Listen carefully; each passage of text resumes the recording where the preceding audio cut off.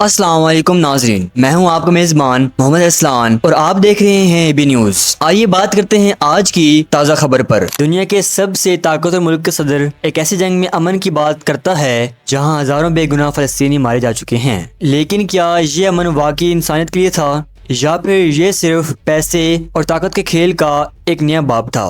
یہ ہے اصل کہانی۔ کیا قطر کے پیسے نے ٹرمپ کو غزہ جنگ بندی پر مجبور کیا؟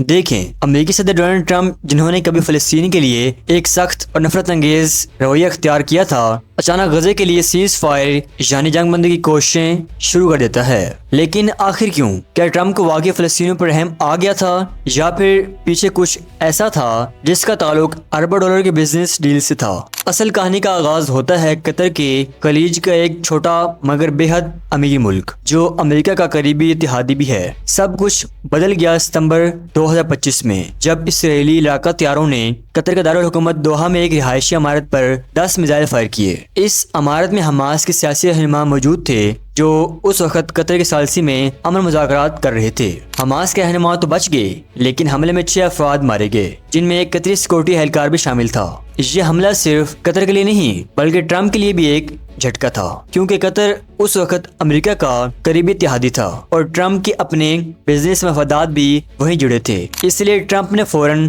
ٹروتھ سوشل پر بیان دیا کہ میں اسرائیل کے اس حملے سے ناخوش ہوں۔ قطر ہمارا قریبی دوست ہے جو امن کے لیے خطرہ مول لے رہا ہے۔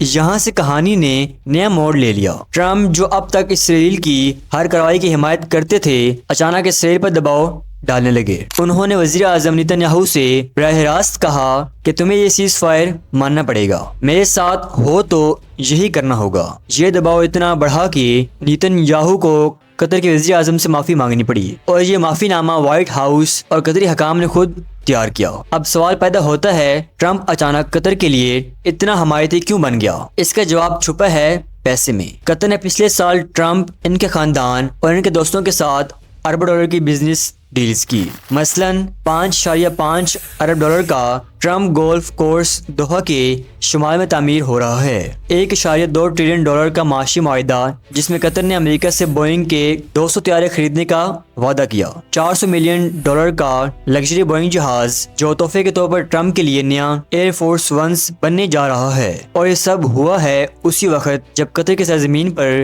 اسرائیل نے حملہ کیا، یعنی جب ٹرمپ کے مالی مفادات کو خطرہ پہنچا تبھی امن کی باتیں شروع ہوئی۔ ماہرین کے مطابق یہ امن کی سیاست نہیں بلکہ پیسے کی سیاست تھی، کیونکہ ٹرمپ کی پالیسی ہمیشہ سے اپنی ذاتی مفاد سے جڑی رہی ہے۔ سابق امریکی سینیٹر کے مشیر میٹ ڈس کہتے ہیں کہ یہ سارے معاہدے دراصل ٹرمپ تک رسائی خریدنے کا طریقہ ہیں۔ لوگ جانتے ہیں کہ اگر ٹرمپ سے کچھ کروانا ہے تو اس کے خاندان یا بزنس میں سرمایہ کاری لگا دو۔ اور یہ صرف قطر تک محدود نہیں، متحدہ عرب امارات اور سعودیہ عرب بھی ٹرمپ فیملیز کے ساتھ اربوں ڈالر کی سرمایہ کاری کر چکے ہیں۔ ٹرمپ کے داماد جیریڈ کشنر کی کمپنی ایفینٹی پارٹنرز میں قطر اور UAE نے 1.5 ارب ڈالر ڈالے، اور یہ وہی قطر ہے جو ایک وقت میں دہشت گرد تنظیموں کے ساتھ تعلقات کے الزامات میں گھرا ہوا تھا، لیکن اب وہ ٹرمپ کے لیے قابل اعتماد دوست بن گیا۔ اور کہانی یہاں ختم نہیں ہوتی۔ قطر اور امریکہ کے درمیان ایک نیا فوجی معاہدہ بھی ہوا ہے جس کے تحت قطری فضائیہ اب امریکہ میں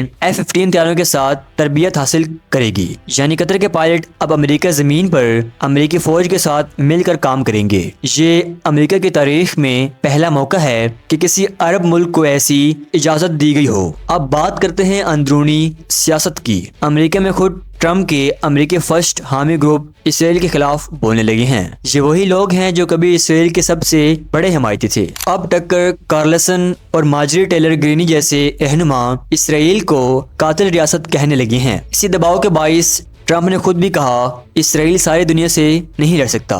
یہ تمام دباؤ، قطر کا مالی اثر، اسرائیل کا غلط حملہ اور امریکی سیاست کا بدلتا موڑ، ان سب نے ٹرمپ کو ایک نئی راہ پر ڈال دیا۔ انہوں نے نیا 20 نکاتی سیز فائر پلان پیش کیا، لیکن مسئلہ یہ ہے یہ پلان صرف جنگ روکنے کے لیے نہیں بلکہ کنٹرول برقرار رکھنے کے لیے بنایا گیا ہے۔ اس منصوبے کے تحت اسرائیل اب بھی غزہ کی سرحدوں پر مکمل کنٹرول رکھے گا۔ فلسطینی ریاست کا کوئی وعدہ نہیں کیا گیا، اور اگر اسرائیل چاہے تو کسی بھی وقت حملہ دوبارہ شروع کر سکتا ہے۔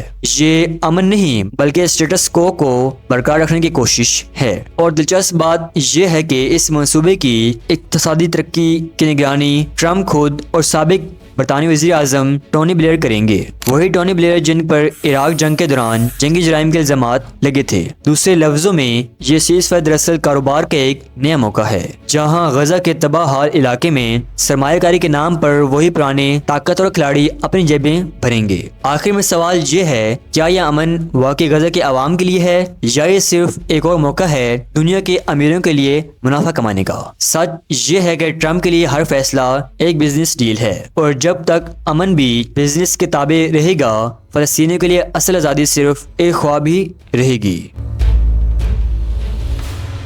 یہ تھی اب تک کی مکمل تفصیل۔ جیسے ہی مزید خبریں آئیں گی ہم آپ کو آگاہ کریں گے۔ ملتے ہیں اگلی خبر میں۔